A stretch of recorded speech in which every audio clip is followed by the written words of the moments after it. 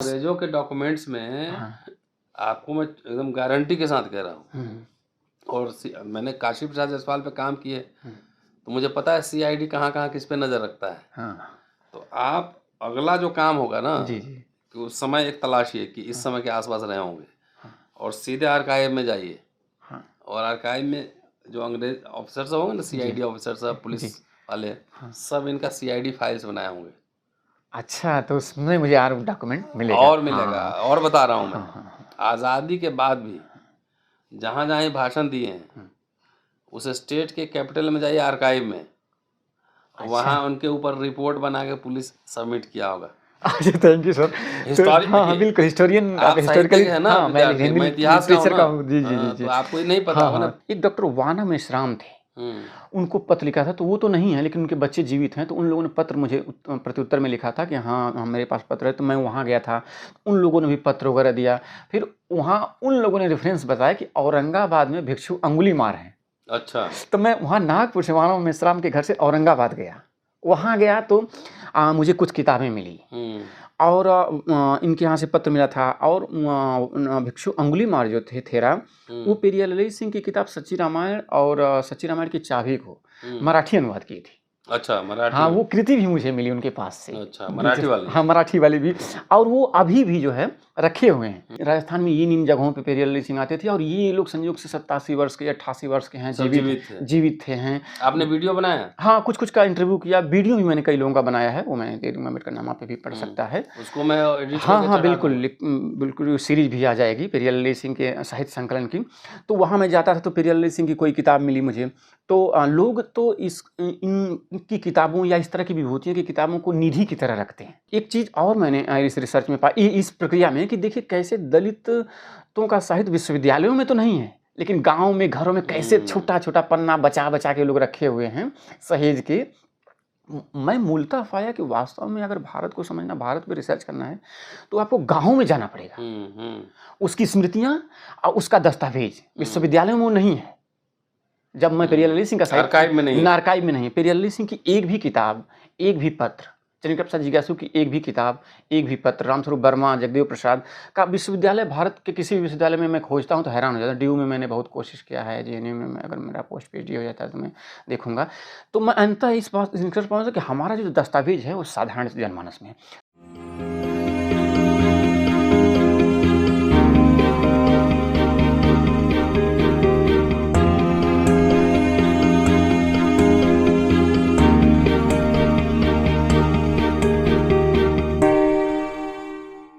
दोस्तों, रतनलाल बोल रहा हूँ और आप देख रहे हैं अम्बेडकरनामा। जैसा कि आप जानते हैं, अम्बेडकरनामा की एक मुहिम है कि जो बहुजन नायक नायिकाएं रही हैं, रहे हैं, उनके कंट्रीब्यूशन को, उनके सैक्रिफाइसेस को आपके बीच लाया जाए, उनके स्ट्रगल को रेफरेंस के साथ आपके बीच लाया जाए, सुनाया जाए। लेकिन इसके साथ साथ एक और मुहिम होती है कि जो लोग काम कर रहे हैं अपने जीवन में और बेहतर काम कर रहे हैं, कि जो कि प्रेरणा के लायक हो, वैसे लोगों से रूबरू कराना, आपको मिलवाना और उनके कंट्रीब्यूशन को अंडरलाइन करना, रेखांकित करना, ये भी अम्बेडकरनामा अपनी जिम्मेदारी समझता है। और इस श्रृंखला में आप कई लोगों से मिल चुके होंगे, उनके कंट्रीब्यूशन को आप जान चुके होंगे। इसी कड़ी में आज मेरे साथ धर्मवीर गगन यादव, धर्मवीर यादव गगन जी, पीएचडी कर चुके हैं दिल्ली विश्वविद्यालय से, और अभी जल्दी हाल ही में इनकी बहुत ही महत्वपूर्ण कृति छपी है, उत्तर भारत के पेरियार ललई सिंह यादव। मेरे हाथ में 5 वॉल्यूम है, ये देख लीजिए। 5 वॉल्यूम है। 5 वॉल्यूम में इन्होंने कई वर्षों तक अथक परिश्रम करके ये 5 खंड इन्होंने निकाला है। शायद नेता मंत्री इसके महत्व को नहीं समझ पाए, लेकिन एक शोधार्थी, एक इंटेलेक्चुअल, एक पॉलिटिकल सोशल एक्टिविस्ट होने के नाते इस किताब का क्या महत्व है ये मैं समझता हूँ, और आप भी समझेंगे और आने वाली पीढ़ियाँ भी समझेंगी। बहुत सारे बड़े बड़े लोग हुए, लेकिन अंबेडकर के कैबिनेट में कितने सारे लोग, नेहरू के कैबिनेट में कितने सारे मिनिस्टर्स रहे होंगे, आप सबका नाम नहीं जानते होंगे, कुछ ही नाम जानते हैं। इसलिए ये सब डॉक्यूमेंटेशन, दस्तावेजीकरण बहुत ही महत्वपूर्ण काम होता है इतिहास का, और सरकारें इतिहास से डरती हैं। पेरियार ललई सिंह यादव ग्रंथावली 5 वॉल्यूम में आपके सामने है। इसके संपादक और कलेक्टर, संकलन और संपादन जिन्होंने कलेक्ट किया है, और धर्मवीर मेरे साथ अम्बेडकरनामा में है। पूरी योजना क्या थी, कैसे शुरू हुआ, और जो 5 वॉल्यूम बनाया सबका कंटेंट क्या है, उसका थीम कैसे बना, और क्या योगदान है पेरियार ललई सिंह यादव का, क्यों सियासी गलियारों में भुला दिया गया। पेरियार ललई सिंह यादव कोई बहुत अतीत की बात नहीं है, 80s और 90s। 93 में इनका डेथ हुआ है, और 70s 80s इनका पीक टाइम था जिसमें ये काम कर रहे थे। तो हम लोग भी बहुत बाद में दिल्ली में जाने कि पेरियार ललई सिंह यादव एक थे कि जो कि पेरियार के आइडियाज़ को, सच्ची रामायण उनकी चर्चित है कि जो सुप्रीम कोर्ट तक मुकदमा चला था। तो ये क्यों भुला दिया गया, तमाम पहलू पे अगले आधे घंटे से 40 मिनट तक आप इस पे चर्चा सुनेंगे। और मैं सीधे अब आपको मिलवाता हूँ धर्मवीर से।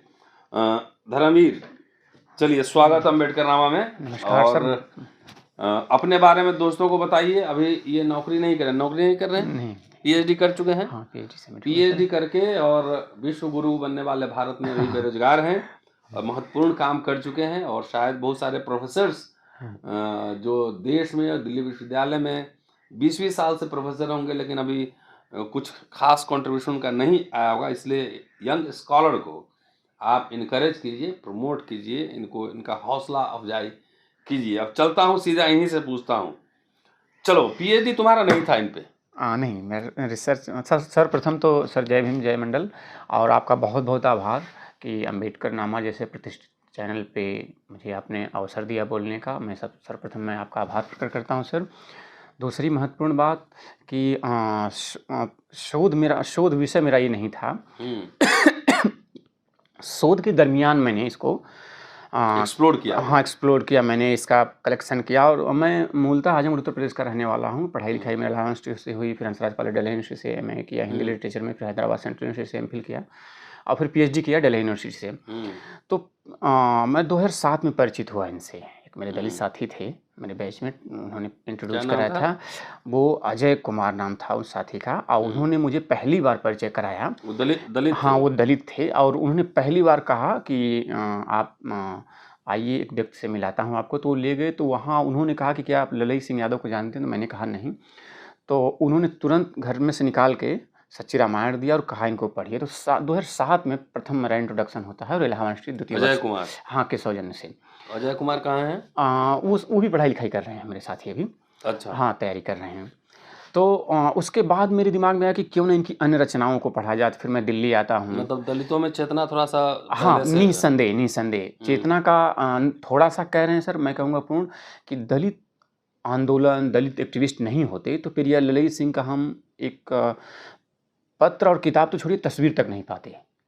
दलितों ने ही इनकी राइटिंग को, इनके पत्रों को, इनकी विरासत को संजो के रखा, इनकी लड़ाई में आप प्राइमरी स्तर पे जाके सहयोग किया। इसमें कोई दो राय नहीं। मैं जब 2013 में आ गया रिसर्च में, तो उसके बाद मैं सोचने विचारने के क्रम में ये दिमाग में आया कि क्यों ना इनकी अन्य रचनाएं खोजे। तो खोजना शुरू किया।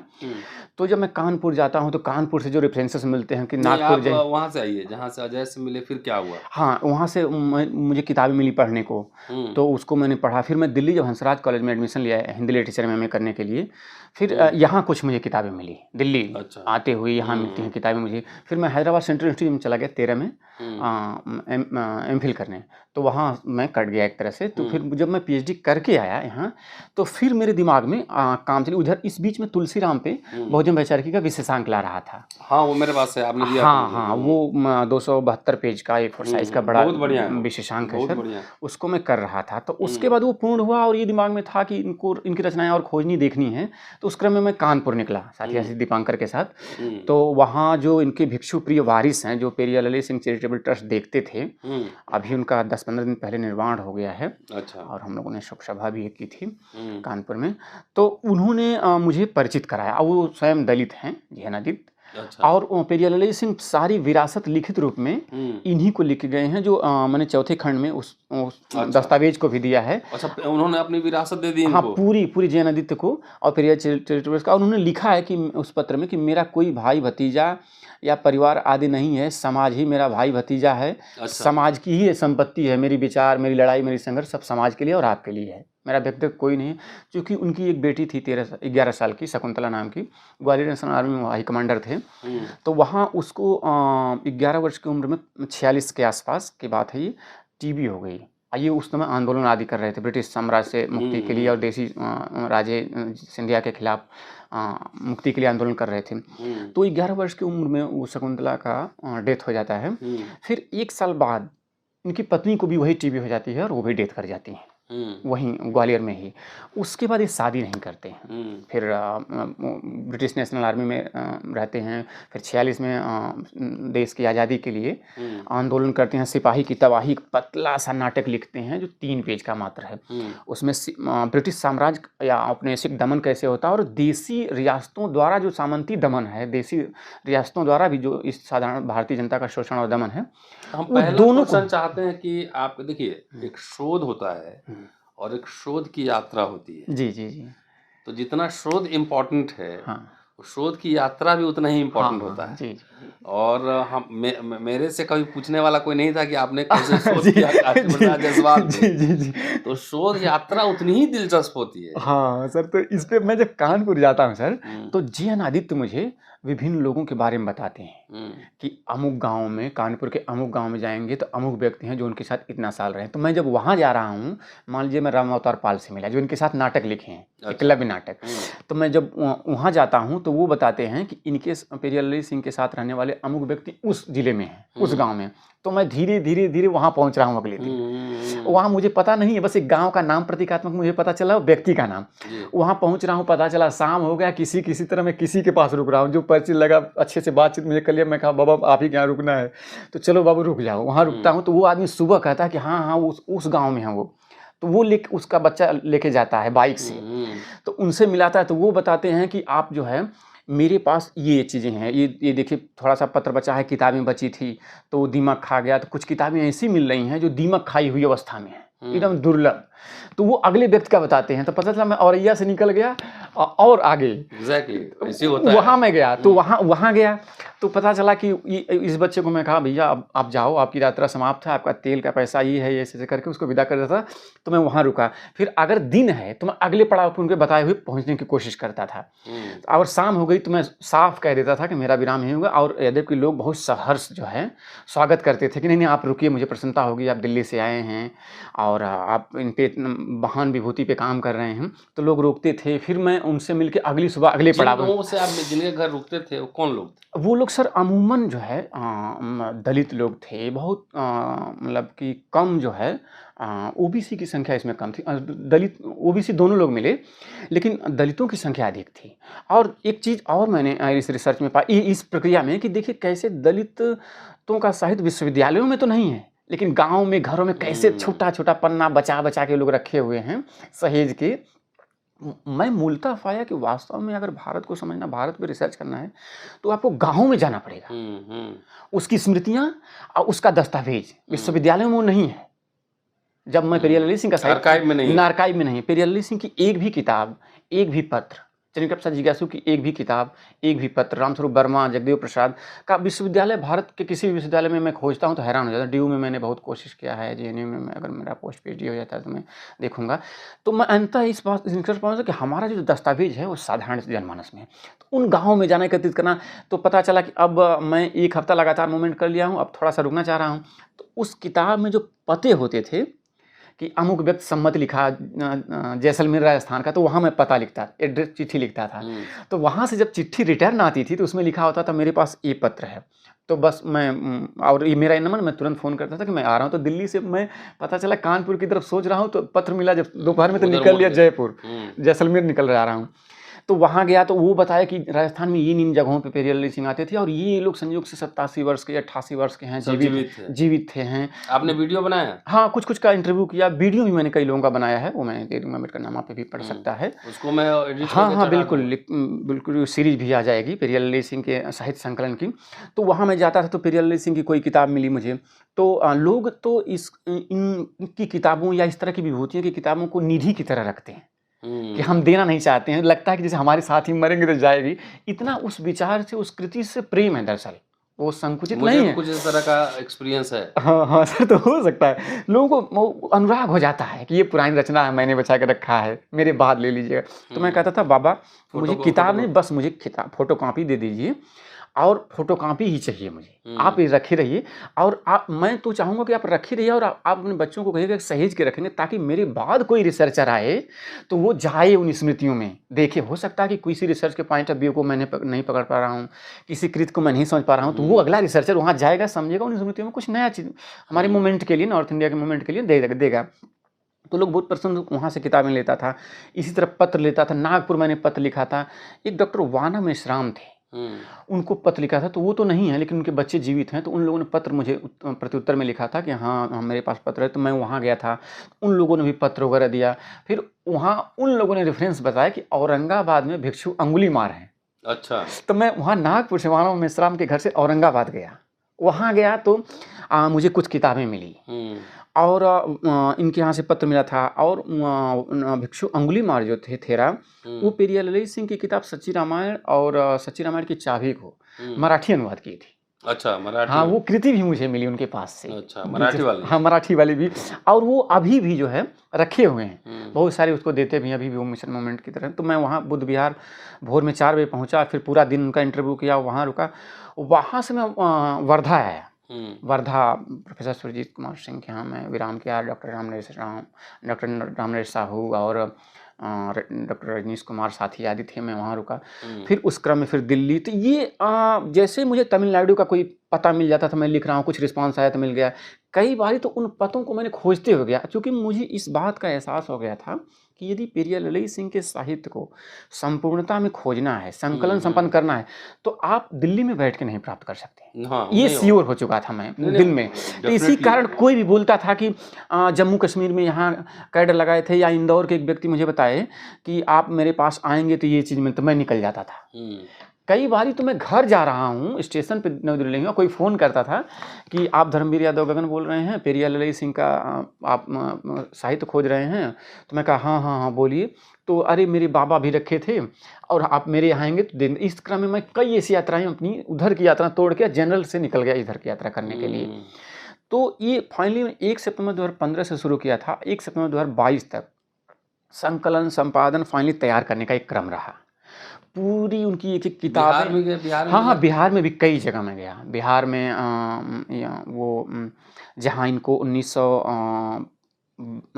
दिसंबर 92 में गोली मारी गई थी पेरियल ललित सिंह को। 2 राउंड बौद्ध धर्म पे व्याख्यान दी और इनका शंभुकबद्ध नाटक खेला गया और 10,000 के आसपास जनता उपस्थित थी, सबको बौद्ध धर्म ग्रहण करवाए। कहाँ गोली चली थी? ये आपका एक जगह है बिहार में, जो एक स्तंभ है अशोक का बड़ा प्रसिद्ध है, लौरिया स्तंभ है, एक जगह है, वहीं पे हुई थी। और वो संयोग से SDM, तात्कालिक SDM थे बुद्ध शरण हंस।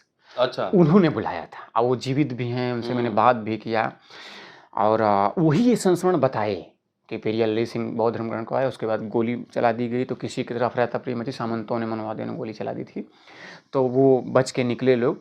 तो वहाँ से लेके आते हैं तो एक बहुत ही संवेदनशील, बहुत ही मार्मिक संस्मरण वो सुनाए। हाँ, बुद्ध शरण हंस जो तात्कालिक SDM थे, वो कहे कि हम लोग लेके आए होटल में, उनको रोके कि दादा आप यहीं रुकना है आपको, और ऐसे फिर खाना पीना खिलाया, रुकना हुआ। तो वो बोले कि दादा मैं आपके ही मतलब शरण में आज की रात में बिताना चाहता हूँ, आपके साथ ही मैं सोऊंगा।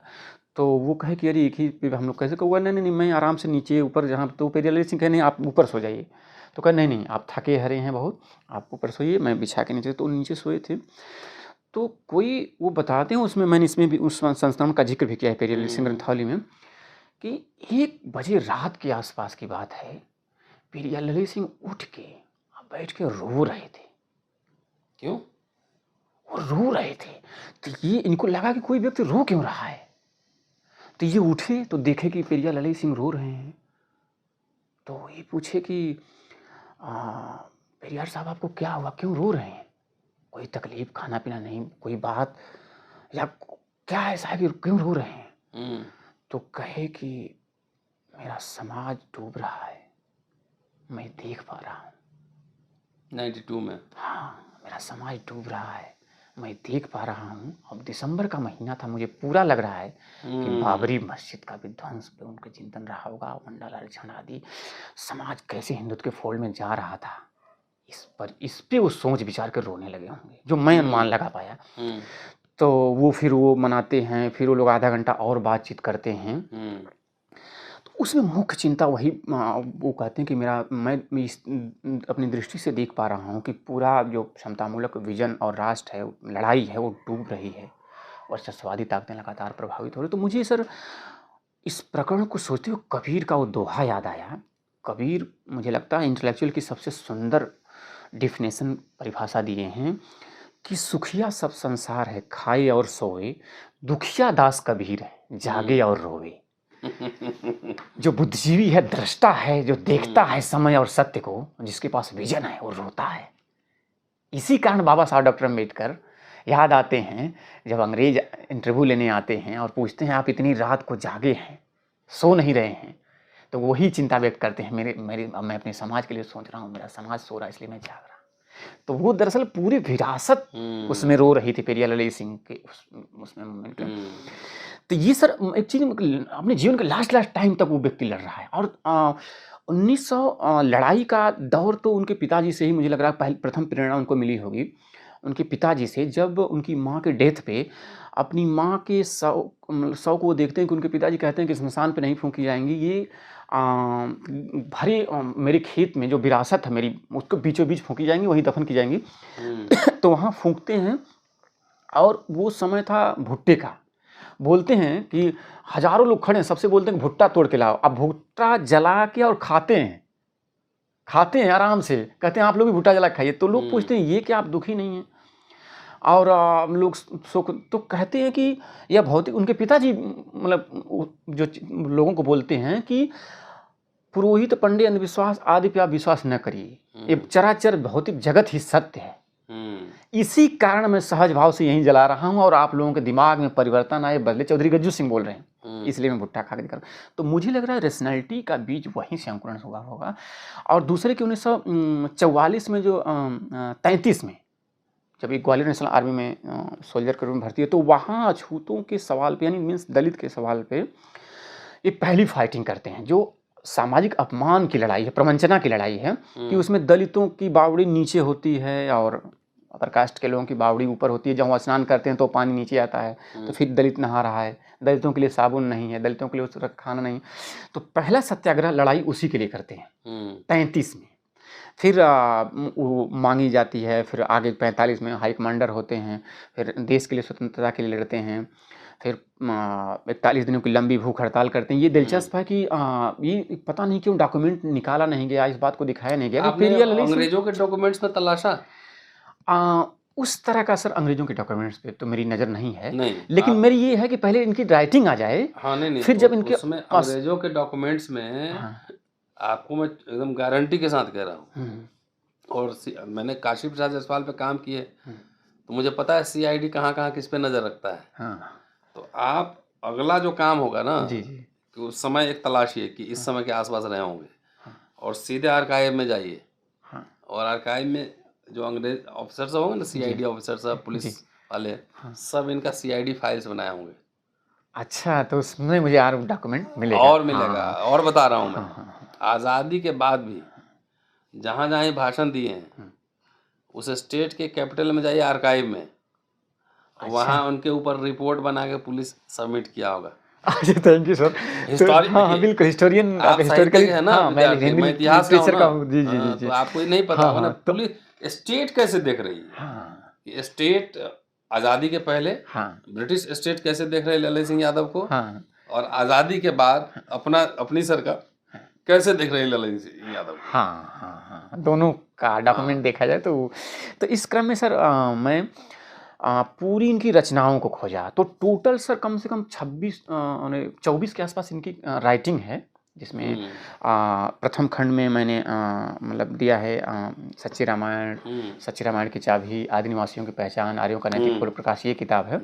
और द्वितीय खंड में जो छोटे छोटे पर्चे, पंपलेट हैं, किताबें हैं, उस दौर के जो ये लोग डॉक्यूमेंट वगैरह निकालते थे, जैसे कि जय शोषित, शोषितों का डिब्बा गोल, जय भारत, जय शोषित, जय भीम, नमो बुद्धाय। ये अभिवादन इन लोगों का होता था किताबों में, पर्चे में, पंपलेट में। और शोषितों पर राजनीतिक डकैती, शोषितों पर धार्मिक डकैती, सामाजिक विषमता कैसे दूर है, जात पात मिटाने और अछूतों की तरक्की को उपाय, और मेरे विभिन्न सामाजिक लेख, मेरे विभिन्न धार्मिक लेख, ये भाग 2 में मैंने रखा है। पेरियालय सिंह ग्रंथावली भाग 2 है, मैं देख रहा हूँ। भाग 2 है सर। और पेरियालय सिंह ग्रंथावली भाग 3 में उनके साहित्यिक चिंतन है, जिसमें पेरियालय सिंह द्वारा लिखित और मतलब प्रकाशित शोषित संघर्ष एक कविता संग्रह है, जो मुश्किल से 4 पन्ने का है, उनका द्वारा संपादित। याद रखो, जुल्म सहन करने वाला जालिम से भी खराब होता है। जी। मानववाद आएगा, मनुवाद जाएगा, समतावाद आएगा, वर्ण जाति जाएगा, संविधानवाद आया है तो ब्राह्मणवाद जाएगा। इस तरह की कविताएं, और दिलचस्प है सर ये कविताएं जो है सर। नेता का पहाड़ा सुना देता हूँ। नेता एकम नेता, नेता दूनी भाषण, नेता तिया अनशन, नेता चौका प्रदर्शन, नेता पंजे शराब शिकार, नेता छक्के लगे दरबार, नेता सत्ते मांगे वोट, नेता अट्ठे काटे नोट, नेता नौवे निपोरे खीस, नेता 10-420। जी बढ़िया। नेता चालीसा। जी ये सर उनकी जो शोषित संघर्ष से कविता संग्रह था, उसकी ये कविताएं आप पढ़ रहे हैं सर। तो इसी तरह है सर ये दूसरा सर भीम अभिनंदन एक कविता संग्रह संपादित किए थे। भीम अभिनंदन कविता संग्रह सर, जो पूरे दौर 1967 से लेके मतलब कि समझिए 88 तक जितनी बाबा साहब पे कविताएं लिखी जा रही थी पूरे भारत में, इवन कि पंजाबी में, दक्षिण भारत में, बंगला में, और कश्मीर में, राजस्थान में, मध्य प्रदेश में, उस सारी कलेक्ट करके इकबाल साहब की भी कविता दी है। इकबाल साहब ने बाबा साहब संपादन किया था। हाँ, ये भीम अभिनंदन मूलतः बाबा साहब पे लिखी गई महत्वपूर्ण कविताएं हैं, कलेक्शन है ये। और इवन की इकबाल की कविता को भी इन्होंने दिया है। अच्छा, तो ये है सर। उसके बाद इनके नाटक हैं सर, सिपाही की तबाही एकांकी है सर, और इसमें नाटक है वीर संतमल, माया बलिदान, एकलव्य आदि, ये 5 नाटक हैं। और चौथे खंड में सर उनका जो पत्र है, भाषण है, साक्षात्कार है, उस दौर के पर्चे, पंपलेट, नमो बुद्धाय करके पर्चा पंपलेट निकाल रहे हैं, जय भीम करके पर्चा पंपलेट निकाल रहे हैं। अब बुद्धवाणी जैसे कि मतलब नमो बुद्धाय करके छोटा सा एक पर्चा निकाले, उसको कैसे वो लोग बांटते थे गांव-गांव में ले जाके। तो इस तरह का। और डॉक्टर अम्बेडकर के चित्र की मोहर बना के वो लोग हाथों पे मारते थे गांव-गांव में 67 में कि ये दे पहचानो ये बाबा साहब doctor Ambedkar. Rocket of doctor Ambedkar. हाँ, रॉकेट ऑफ डॉक्टर अम्बेडकर निकालते थे, rocket of Periyar, rocket of doctor Ambedkar. इसमें अलग-अलग देखिए डॉक्टर अम्बेडकर की पंक्तियां हैं, चेतना संपन्न, और फिर अपनी भी पंक्तियां देते थे बाबा साहब की पंक्तियों के साथ। और ये शिक्षित बनो, संगठित रहो, संघर्ष करो। मुझे लगता है कांशीराम जी से पहले ही हाँ सर, बहुत पहले 67 का मामला है सर। ये अम्बेडकर के अनुयायी बन चुके थे। हाँ बिल्कुल। और दिलचस्प है उत्तर भारत में अम्बेडकर के बाद और अम्बेडकर और मंडल के बीच जो सांस्कृतिक संघर्ष हमारा चला है, जिसमें इम्पोर्टेंट है, उसमें 5 विभूतियों को सर हम लोग देख सकते हैं। चंद्रप्रसाद प्रसाद जिज्ञासु नंबर 1, नंबर 2 पे पेरियालय सिंह, नंबर 3 पे रामस्वरूप वर्मा, नंबर 4 पे चौधरी महाराज सिंह भारती, और नंबर 5 पे जगदेव प्रसाद।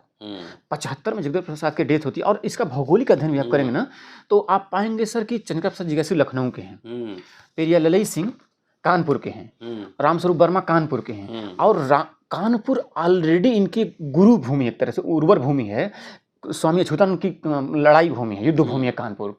और चौधरी महाराज सिंह भारती मेरठ से हैं, आज जगदेव प्रसाद बिहार से हैं। वो पूरा मेरठ से लेकर लखनऊ, कानपुर होते हुए बिहार तक ये पूरा एक मोमेंट है। और ये 50 से लेकर 75-80 तक का, इसको सर देखे जाने की जरूरत है। अम्बेडकरवाद कैसे आ रहा था, जैसे कि चंद्रप्रसाद प्रसाद जिज्ञासु 1957 में डॉक्टर अम्बेडकर की जीवनी लिखते हैं। 1957 में उनका डॉक्टर, तो छप चुका है कलेक्शन। हाँ वो आ भी चुका है और संजीव दिलचस्प, ने छापा है ना, हाँ मार्जिन संजीव ने छापा है, और इसने संजीव चंदन ने। हाँ हाँ संजय चंद्र ने। और दिलचस्प है सर कि डॉक्टर अंबेडकर के भाषणों की किताब पतली बना के डॉक्टर अंबेडकर की जीवनी क्रिस्टोफ ने लिखा है सर इंडिया सेलिब्रेशन में। उसको क्या आपको लगता है कि उस काम को अम्बेडकर नामा डिजिटल बना के हाँ बिल्कुल बिल्कुल हैं? बिल्कुल बिल्कुल सर, वो चंद्रकांत प्रसाद जिज्ञासु के ही काम को नहीं, पेरियार लली सिंह, नहीं, रामस्वरूप वर्मा अम्बेडकर जैसे लोगों को डिजिटल बना के डिजिटल फॉर्म में अगर प्रेजेंट करे तो ये वर्ल्ड वाइड रिसर्चर्स के लिए, जो world wide researcher north India की कल्चरल हिस्ट्री, सोशोलॉजिकल हिस्ट्री पे, और खासतौर से जो ह्यूमनिटी का स्ट्रगल है, ह्यूमन वैल्यू इक्वलिटी के लिए, फेडरलिटी के लिए, उसके लिए सब डॉक्यूमेंट बहुत महत्वपूर्ण है सर। सुभाषिनी वाली जी का भी कमेंट है इस पे। हाँ हाँ सर, विभिन्न विद्वानों का भी मैंने एक एक दो दो लाइन दे दिया है। तो इसमें क्रिस्टोफर जेफरलोट, निकोलस जोल और कांचा इलैया, अरुंधति रॉय और इस तरह से कई लोगों को मैंने दिया है सर, अरुंधति रॉय वगैरह का है सबका, जिनका जिनका लग सका, और हार्ड बाउंड पे भी लोगों ने लिखा है। तो इस तरह का हार्ड बाउंड में भी है। हाँ ये हार्ड बाउंड में भी है। हार्ड बाउंड में कितने की है? हार्ड बाउंड का रेट तो नहीं मुझे पता सर कि राजकमल प्रकाशन समूह उसका कितना रेट रखता है, लेकिन पेपर बैग का मूल्य पेरियार लली सिंह ग्रंथावली 5 खंड में 2000 पेज 2000 मूल्य इसका, राजकमल प्रकाशन समूह से है ये जी। इसको आप डिस्काउंट करके कितने में दे रहा है? डिस्काउंट में 1600 में है। राजकमल प्रकाशन समूह की वेबसाइट पे भी जरूरी है कि आप वहाँ से इसको, कम से कम 2000 पेज होगा सर। हाँ हाँ 2000 पेज, 1900 समथिंग पेज है मोटा मोटा, हम लोग उसको कर लेते हैं। हाँ तो 5 खंड है। हाँ, और एक जब अंग्रेजी वाली जब मटेरियल ढूंढ के लाएंगे, देन उसमें एडिट हम और धर्मवीर करेंगे। हाँ बिल्कुल बिल्कुल बिल्कुल, कोशिश होगी सर आपके साथ एक बढ़िया डॉक्यूमेंट। नहीं बिल्कुल, अरे सर नहीं, ये तो मुझे प्रसन्नता होगी कि आप जैसे स्कॉलर पेरियार लली सिंह, चंद्रकांत प्रसाद जिज्ञासु पे और रामस्वरूप वर्मा आदि पे हाथ लगाएंगे, काम करेंगे तो महत्वपूर्ण होगा। इनको अभी बताया, इनको आइडिया नहीं होगा कि इनका डॉक्यूमेंट कहाँ सब होगा। जी जी जी, क्योंकि मैं काशी प्रसाद जायसवाल पे काम किया था ना, CID के डॉक्यूमेंट्स मैंने निकाले थे बहुत। अच्छा, तो जो एक्टिविस्ट लोग होते हैं, हाँ हाँ, जैसे मेरी फाइल अगर आप जाके देखेंगे तो होम मिनिस्ट्री में फाइल रखी होगी, थाने में भी होगी, वो सारा रिपोर्टिंग होता है उसका। अच्छा ये क्या कर रहा है, क्या बोल रहा है, हाँ सब जमा होता है। सब जमा होता है। तो हम लोग तो छोटे मोटे एक्टिविस्ट हैं जी जी, ऐसे लोगों का तो पूरा आपको जाएंगे ना तो CID फाइल्स में आपको इनका हर एक्टिविटी का रिपोर्टिंग होता है। जी जी, पुलिस परमिशन क्यों मांगा जाता है? इसलिए मांगा जाता है कौन कौन लगा रहे हैं, सब पूछता है क्यों। तो सब वहाँ पे CID का आदमी जाके सब रिपोर्ट बना नोट करके रिपोर्ट कर। अच्छा, तो इनका दिलचस्प होगा, दोनों देखना है, करीब 60-70 साल का पूरा जो है। जी जी, दरअसल ना मेरी योजना अब ये है कि अगर मैं PDF पा जाता हूँ या 2 साल का मुझे कहीं से स्कॉलरशिप वगैरह मिल जाती है, तो उत्तर भारत का सामाजिक सांस्कृतिक इतिहास लिखने की मेरी योजना है। बड़ा काम होगा जिसमें कि बाबा साहब डॉक्टर अम्बेडकर के बाद और मंडल के बीच में जो चंद्रकांत प्रसाद जिज्ञासु से ले कांसीराम के बीच का जो कल्चरल हिस्ट्री है उत्तर भारत का, सबाल्टर्न अप्रोच से, बहुजनवादी दृष्टिकोण से, उसका इंटेलेक्चुअल एकेडमिक रिप्रेजेंटेशन कैसा, लेखन कैसा है, और वो कैसा नेशन बिल्डिंग में निर्माण कर सकती है। और ने बहुत कुछ बुला दिया है, लेकिन एकेडमिक्स ने बहुत कुछ जिंदा रखा है। हाँ जी जी जी, खास तौर से रोहित वेमुला कांड के बाद, इसके बाद सब चीजों को काफी विश्वविद्यालयों ने चुनौती देना शुरू कर दिया है। राजनेता लोग तो अभी सब वही, कोई फरसा तलवार ले रहा है, कोई गणेश ले घूम रहा है। लेकिन ये तो कोई पुरानी बात है ना। एक बात बताइए, अंतिम में पूछता हूँ, और दोस्तों पूरा वीडियो देखते, शेयर सब्सक्राइब करते रहिएगा। और राजकमल से छपी है किताब, मंगवा लीजिएगा। रॉयल्टी इसमें मिलेगा ना? हाँ राजकमल रॉयल्टी दे रहा है सर, एकदम बिल्कुल दे रहा है ना। शहर सुनो साइन किया है प्रॉपर रॉयल्टी का। और मुझे प्रसन्नता है सर कि मैं 1 सितंबर 2015 से शुरू किया था, 1 सितंबर 2022 को समाप्त किया। और जब मैं राजकमल प्रकाशन को यह प्रस्ताव दिया तो राजकमल प्रकाशन समूह के मालिक, मतलब प्रबंध निदेशक आदरणीय अशोक मास्टर जी ने सहर्ष स्वीकार किया और उन्होंने 44-45 दिन में प्रकाशित कर दिया। इस राइटिंग को और इस मेरे प्रपोजल को देख के उनको लगा कि इसमें। चलिए एक बात और, जब आप ट्रैवल कर रहे थे तो फंडिंग कोई किया? हाँ नहीं सर, मुझे फंडिंग नहीं थी। मुझे जो JRF मेरा था उसी फंडिंग से मैं लगाया था। और इस क्रम में पूरा भारत मतलब विजिट करने में मुझे लगता है मोटा मोटा में 5.5 लाख के आसपास मेरा JRF स्कॉलरशिप इसमें खर्च हुआ है। 5.5 लाख। हाँ, और मैं बाबा साहब डॉक्टर अम्बेडकर, हमारे बहुजन जो एक्टिविस्ट लोग होते हैं ना, ये मैं अब कह रहा हूँ और बहुत लोग खराब मान जाते हैं, साधु को पैसा देंगे, भंते को पैसा देंगे, नेता को पैसा देंगे, चढ़ावा चढ़ाएंगे, इंटेलेक्चुअल और स्कॉलर को जो है ना उनको फ्री का चाहिए। ठीक है, तो जो समाज फ्री का इंटेलेक्चुअल स्कॉलर के चक्कर में रहता है ना, वो समाज की मुक्ति कभी नहीं हो सकती है। इंटेलेक्चुअल को स्पॉन्सर करना होता है, उसको सहयोग करना होता है। जब तक सहयोग नहीं करेंगे तो वो कैसे खाएगा, कैसे रहेगा, कैसे शोध करेगा, ये सब बात भी समझना बेहद बिल्कुल, बहुत जरूरी चैलेंजिंग है। है। मैं तो सर मैं काम का मुझे पता है ना कितनी हाँ। तकलीफ कितनी कठिनाई होती है कि और लिमिटेड एक रिसोर्स में चीज़ को काम सर करना मैंने होता है। जब पेरियल सिंह ग्रंथावली का संकलन संपादन अंतिम रूप मतलब में था, तो मैं रियलाइज़ किया कि रिसर्च में सबसे अधिक पैसा खर्च होता है। ब्रेन और पैसा। रिसर्च सबके बस की बात नहीं है और सिंपल नहीं हो सकता। रिसर्च के लिए बहुत मुझे कोई एक डेटा मुझे दिया था कि अमेरिका में 29 से 40% के आसपास रिसर्च होता है। तो मैं यही रियलाइज़ किया कितना पैसा खर्च करता होगा अमेरिका रिसर्च पे। रिसर्च से ही तो खेल बनता है हाँ, ना। सारा कुछ निर्धारित होता है। तो रिसर्च में पैसा और दृढ़ इच्छा शक्ति और ख़ास तौर से आपको अगर सबाल्टर्न मतलब बहुजन थिंकर्स, बहुजन इंटेलेक्चुअल, बहुजन स्कॉलर, बहुजन मूवमेंट, बहुजन आइकॉन्स पे रिसर्च करना है, तो तो और ज़्यादा चैलेंजेज़ हैं आपके। हम 4 साल छुट्टी लेके पीएचडी हाँ, और चैलेंजेज़ हैं। तो सर पेरियल सिंह की पूरी प्रक्रिया रही है, इस क्रम में मैं थोड़ा-सा उनके मतलब कि नास्तिकता और बुद्धिज़्म पे बात करना चाहूँगा सर, कि पेरियार ललई सिंह किस प्रकार जो है 67 65-67 में पेरियार के संपर्क में आते हैं, उनको पत्र लिखते हैं, उनकी किताबें मँगाते हैं, उसका अध्ययन करते हैं, फिर वो दी रामायण टू रीडिंग का इंग्लिश से हिंदी अनुवाद करने के लिए अनुमति माँगते हैं। तो उसके इंग्लिश से हिंदी अनुवाद करने की अनुमति पूर्व में ही चंद्रप्रसाद प्रसाद जिज्ञासु को मिल चुकी थी। 4 किताबों के अनुवाद करने की अनुमति पेरियार यू रामास्वामी ने चंद्रप्रसाद प्रसाद जिज्ञासु को दे दिया था। तो जिसमें 3 किताबों का अनुवाद उन्होंने किया था। चौथी किताब का अनुवाद दी रामायण टू रीडिंग का वो नहीं कर सके। ये बेसिकली ये कंप्लीट अभी नहीं है। नहीं सर, ये तो उनकी राइटिंग का कलेक्शन मैंने पूरा कर दिया। पत्र, किताबें, पत्र, भाषण पूरा मैंने खोज दिया है सर। हाँ, वो है लेकिन हाँ। कंप्लीट मैंने इस सेंस में कहा हाँ। कि सरकार कैसे देखती थी ये जानना जरूरी है। हाँ। इसलिए मैंने कहा उनको क्रिटिक कैसे करती थी, इसलिए मैंने ये कहा तो ना। बेसिकली उनकी किताबों, पत्र, भाषण, साक्षात्कार, उनके छोटे-छोटे पर्चे, हाँ। पंपलेट 1960-67 के दशक में क्या करते थे, वो लोग कैसे करते थे मूवमेंट आदि, उसका अनुसंधानपरक संकलन और संपादन है। एक दिलचस्प सर वाकया मैं बताऊँ इस पर्चे पंपलेट का, कि वो लोग 1960 के दशक में गाँव में जाते थे ना दूर-दूर तक, तो पता चला कि 10-10 गाँव में कोई पढ़ा-लिखा नहीं व्यक्ति मिल रहा है। एक बच्चा कोई मिलता था जो थोड़ा-थोड़ा पढ़ा-लिखा होता था, पढ़ लेता सकता अक्षरों को, तो उसको लोग पर्चा देते थे छोटा, जो जिन पर्चों को मैंने इसमें दिया है चौथे खंड में, उसमें लिखा होता था नमो बुद्धाय, शिक्षित बनो, संगठित रहो, संघर्ष करो। तो वो उस बच्चे को कहते थे कि बाबू आप शाम को जब दादा लोग बैठेंगे पीपल के नीचे, तो आपको बोलना है, तो और 20 बार बोलना है। तो 10, 15, 20 बार बोलता था रोज शाम को आके। आज जब ये भी था कि कहीं औरतें बैठी होंगी, दादी बैठी होंगी, तो आप बोलना, बस बोल के चले जाना है। तो वो 10 दिन, 15 दिन, 20 दिन बोलता था। तो ये लोग 20 दिन बाद फिर जाती थी इनकी टीम, ये लोग जाते थे। हाँ, तो पूछते थे कि ये बच्चा जो बोला उसका क्या आप लोग मतलब समझे।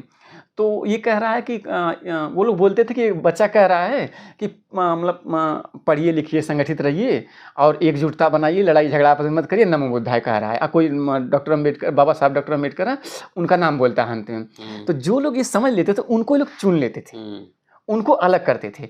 उनको अलग करके फिर वहाँ कैडर लगता था 2 दिन 3 का, उनको समझाते थे, बुझाते थे कि कैसे करते, तो उसको अलग अलग गाँव बांटा जाता था कि आप इस गाँव में इसी बात को फैलाइएगा। तो वो जाके वहाँ कैडर देता था, चेन रिएक्शन। तो ये पूरी सीरीज में सर उत्तर भारत में जो एक तरह से वर्चस्ववाद के खिलाफ लड़ाई है, समतामूलक स्वप्न की, वो पूरी सीरीज है सर। और दिलचस्प है सर, इसको पाएंगे कि ये बोधानंद, स्वामी अछूतानंद बैकग्राउंड में है, पृष्ठभूमि है वो, उसी पे खड़े होते हैं चंद्रप्रसाद प्रसाद जिज्ञासु, पेरियार ललई सिंह आदि।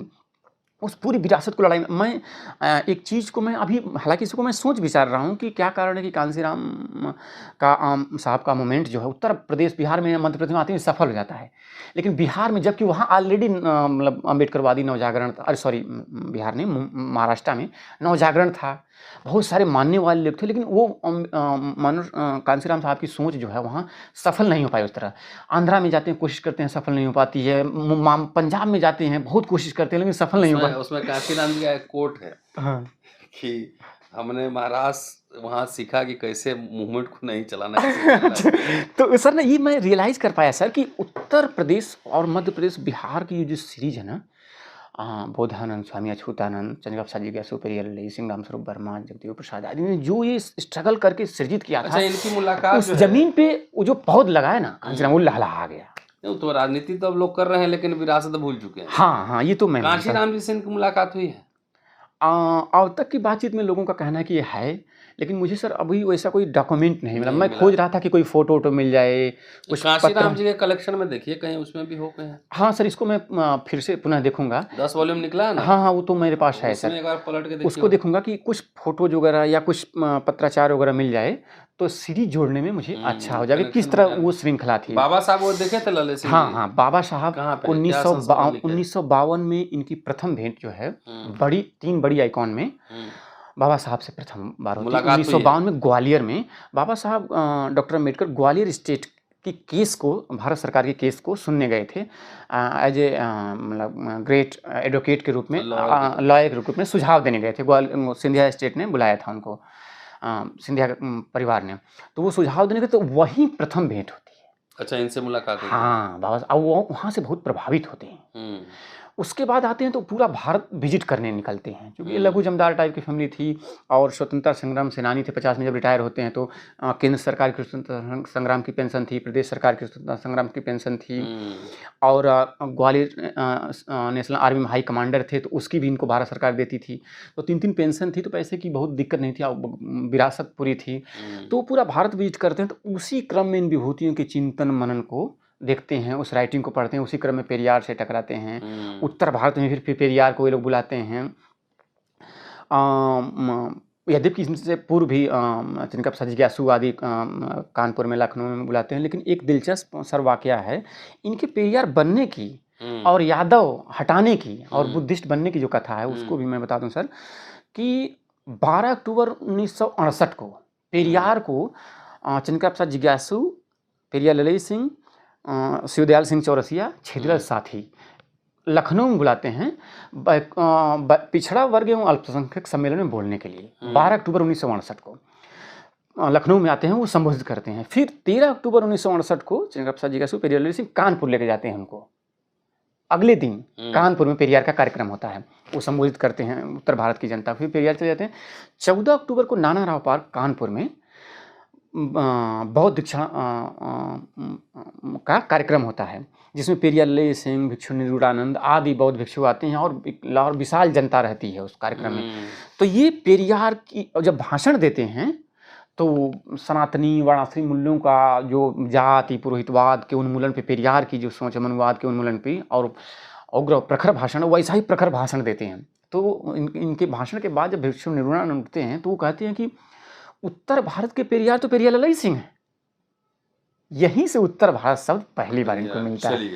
तो एक और सर 14 अक्टूबर 1968 को तो पेरियार ललित सिंह हुए, लेकिन इससे पहले 21 जुलाई 1967 को बौद्ध धर्म ग्रहण किए थे यहाँ जाके कुशीनगर में महाथेरा चंद्रमणि से। तो जब बौद्ध धर्म ग्रहण किए तो ये इनका स्पष्ट मत था कि एक बौद्धिस्ट की जाति नहीं होती, बौद्धिज्म वर्ण व्यवस्था के विरोध में ही आया है। तो अगर मैं अपने नाम में ललित सिंह यादव लिखता हूँ तो दरअसल मैं सनातनी हिंदू हूँ, मैं बौद्धिस्ट नहीं। तो उस दिन से वो चौधरी कुंवर आदि हटाते हैं, तो वहाँ ललित सिंह हो जाते हैं। और 67 में फिर 14 अक्टूबर 1968 को जब पेरियार की उपमा मिलती है तो लोग संबोधित करने लगते हैं, एक समय के बाद लिखने लगते हैं, फिर पेरियार ललित सिंह लिखते हैं। और दिलचस्प है सर कि 14 उत्तर भारत से मैं एक डेटा मिला मुझे, तो मुझे हैरानी हुई कि पेरियार ललित सिंह 14 अक्टूबर 1956 के दीक्षा ग्रहण में नागपुर में जाना चाह रहे थे। अच्छा। और अपने साथियों के साथ निकले भी थे, लेकिन टीबी इनको थी तो खून की उल्टी हो रही थी सर। हाँ, पत्राचार हो रहा था। हाँ, खून की उल्टी होने के कारण ये नहीं जा पाए। तो लिखे भी हैं कि मेरी इच्छा, बहुत मन था मेरा जो अधूरा रह गया, वो जाके 21 जुलाई 1967 को ग्रहण हुआ।